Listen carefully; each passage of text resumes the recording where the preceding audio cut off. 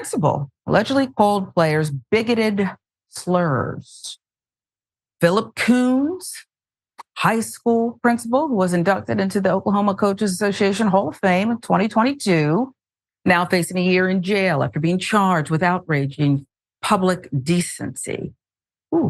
Oklahoma State Bureau of Investigation says Ringling High School principal, head football coach Koons, created a cult-like environment that espoused toxic masculinity, homophobia, racism, and other forms of social and physical, abuse. His students and their parents' complaints helped launch the investigation after Koons' contract ended in February 2023. Oklahoma State Department of Education placed the coach on a 4-month administrative leave on February 22nd, 9 days after the local school board voted to renew Koons' contract during a contentious public meeting. This from news station KFOR, with the reporting, Atlanta Black Star filling in other details. These boys were subjected to a cult-like environment where this guy would groom them, break them down to where they were at a point that they wanted to quit playing football, some of them wanting to commit suicide, and then would build them back up within the cult system and create a deal where he was the most important thing in their lives. Todd Mercer, a lawyer that represents one of the players, said in an interview with the Daily Beast, he would isolate them from their friends, from their family, even from their doctors, the attorney said, before adding that Black players on his team were especially disrespected. Ringling, a town of approximately 1,600 people in southern Oklahoma, is less than 1% African American, the census data shows. Now, according to Mercer, Koons called his players of African descent the N-word, PM, think I'm understanding, and stupid African. One student said that he called a teammate a J-word and that those racist slurs even impacted him. This hurt considering you could clearly see the player getting upset, the player said in a statement. The player also came up to me and expressed how he felt targeted and singled out by his skin color. As the school's top administrator, Koons worked alongside his family members as he created this alleged social climate of disturbing abuse. His wife is a school counselor, and his sons, Cooper and Sterling, are the assistant football coaches.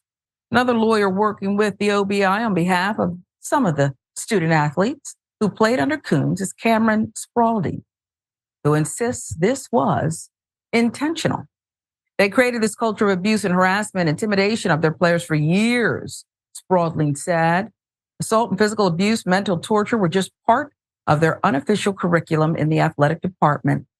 It is an environment that is like Lord of the Flies. The students shared their firsthand experiences with lawyers, saying Koons also used fat shaming as a tool to demean the minors, calling them fat Fs, publicly blasting them by saying, "Lay off the Twinkies." The official did not stop at targeting people because of their race and size, but also mocked people with different mental disabilities or who live with autism and gays, and often using anti-same gender-loving terms to demean opposing teams. No group of society was immune from attacks, Mercer said. He would attack and insult women, all races. And as a result of these and many more offenses, one student said, "I've been struggling to cope. I have been dealing with depression and suicidal thoughts due to Phil Koons, Sterling Koons, and Cooper Koons," the player continued. "I would dread going into practice every day because of how they treated me and the rest of the team." According to the student, Koons said he was turning the players into men, and his style was going to make them leaders in the future. The young person likened his experience on the team to being brainwashed and conditioned to be like them, adding that the coach also encouraged the students not to confide in their parents. "I wouldn't wish this kind of treatment on any kids," the teen said. Spaulding asserts that the school's failure to initiate a criminal investigation despite evidence of prior misconduct in 2016 underscores their emphasis on winning football over student safety. An example that should have shut him down before getting hired was in 2016. Oklahoma City Public Affairs notes that while at another school, he exposed himself to the team and told them they have to have a D in order to play football. Ringling Public Schools has not publicly responded to Koons' charges. Now, I've never laced them up, put on the pads, and played one down in football. Been a sideline reporter, though. NFL, college level, NBA. I don't know if Ben, the men who laced them up, put on the pads and were ready to hit, catch, whatever, tackle, went through something like this to make it to the league. Because it sounds like BS to me. He sounds like a whack job. What say you? Well, I did play high school football, 2 years varsity. For those of you wondering, I was terrible, but I did my best. And high school football coaches are known to be pretty intense. They're known to be real rough and tough. And the article was abhorrent.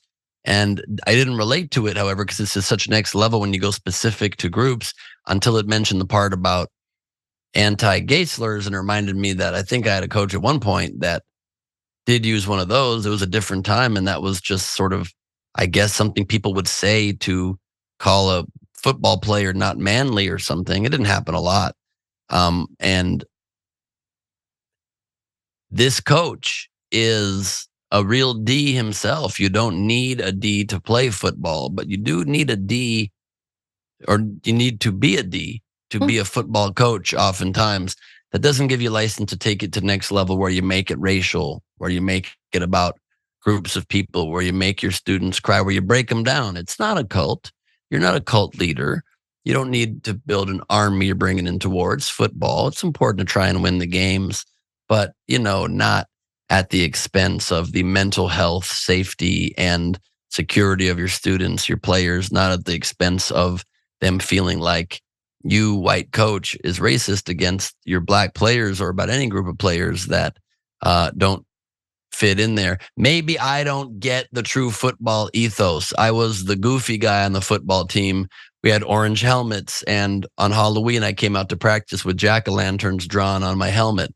And the coach said, "You take that off your helmet right now, or the whole team has to run." I'm like, "Coach, I expected you to say that. That's why I brought a wet paper towel so I could erase it right now." And he still made me run, but only me. Yeah. So that kind of thing. I might not be the best authority on this subject, but I have a feeling you don't want to take it where he went with it. No, you don't. And there's this group thing about football that I've been curious about for a long time. Okay. Everyone's wearing a helmet. You almost can't distinguish the players. Both teams played hard any given Sunday. And it all just seems to be this cesspool of, at all costs, we must remain a unit. I would love to see Layla Ali on Mr. Koons' team and see what would fly with her. For some reason, as I was going through the story, I thought, if only Layla Ali could be on that team for just about a week, that's all it would take. She'd handle all three Koons men.